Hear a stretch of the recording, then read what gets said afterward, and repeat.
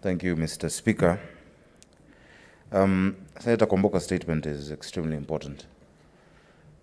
At this time of the pandemic, and I'm making these comments assuming that this statement is not being directed to my committee. Mr. Speaker, realistically, we must accept there is no education going on. We might aspire and say, oh, we want to use internet and whatnot, but there is none. There's no education going on this year.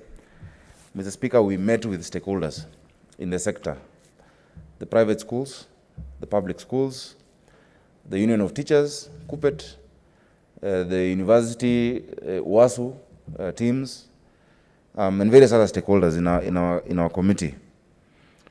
And the long and short of it was that even as we try to say things, we need to innovate, we need to think of new ways of doing things, the reality that we must face is that the quality of education this year cannot be compared to any other year. Only education is happening in schools. Even if we take Senator Mwaruma's advice or recommendation and try to introduce mobile telephone, it won't work.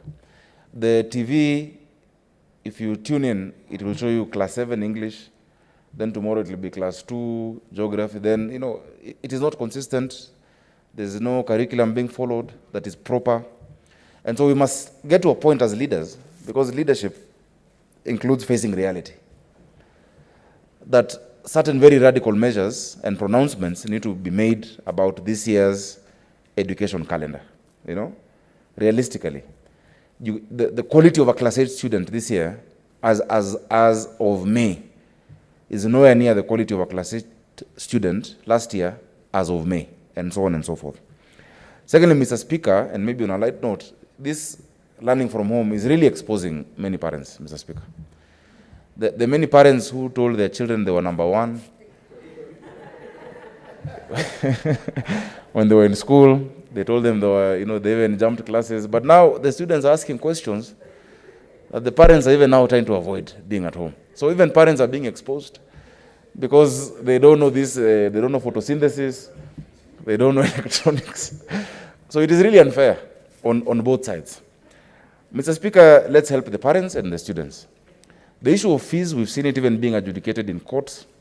There are schools that are still charging the same amount of fees. We understand teachers need to be paid their salaries and the costs that are being incurred need to be taken care of.